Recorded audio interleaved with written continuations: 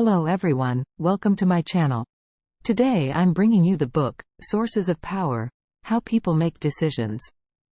As an ordinary person full of curiosity and desire to explore life, we often encounter all kinds of decision dilemmas in life. These decisions, big or small, will have a profound impact on our lives.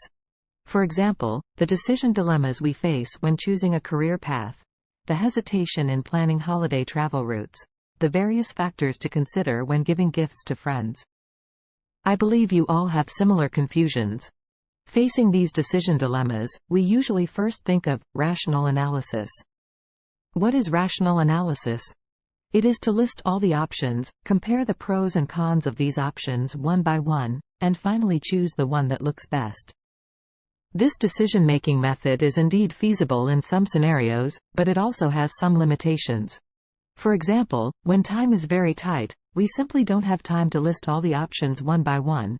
When the information available is very limited, it is also difficult to compare the pros and cons of various options. When the goal is unclear, we don't even know what criteria to use to measure the pros and cons of options. Facing these limitations, how can we make the right decisions? This requires the use of a technique called natural decision-making. Gary Klein, the author of Sources of Power, is an advocate and explorer of natural decision-making. So what is the operating principle of natural decision-making? Simply put, it mainly contains two steps. The first step is situational identification. This step requires us to quickly judge what type of decision situation we are currently in, and whether we have encountered similar decision situations in the past. If so, just take the solution used at that time. If you haven't encountered a similar situation, you need to move on to the next step. The second step is mental simulation.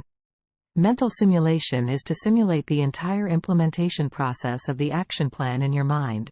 Imagine what will happen in order to assess the feasibility of this action plan. In comparison, rational analysis requires us to compare the pros and cons of multiple options, while natural decision-making only needs to find an acceptable option, not necessarily the best option, which can be implemented directly, greatly improving decision efficiency. Using natural decision-making methods, experienced experts can often make very quick and efficient judgments.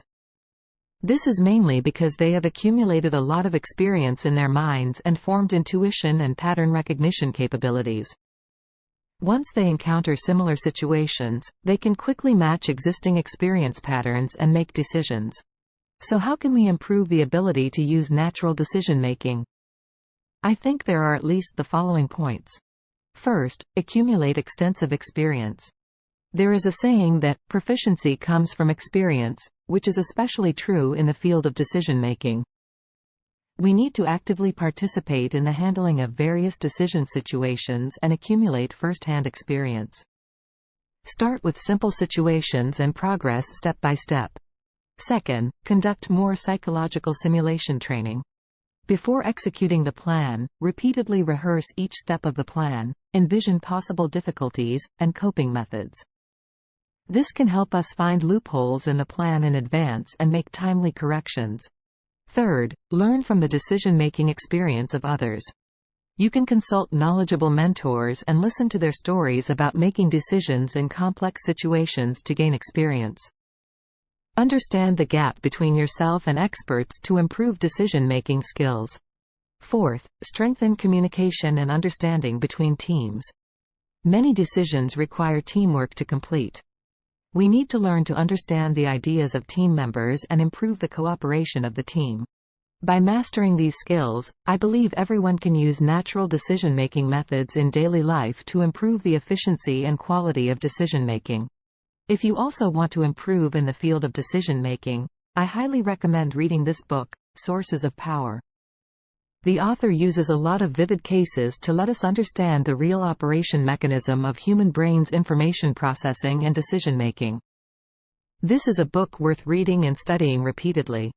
That's all for today. Thank you all for watching. See you next time.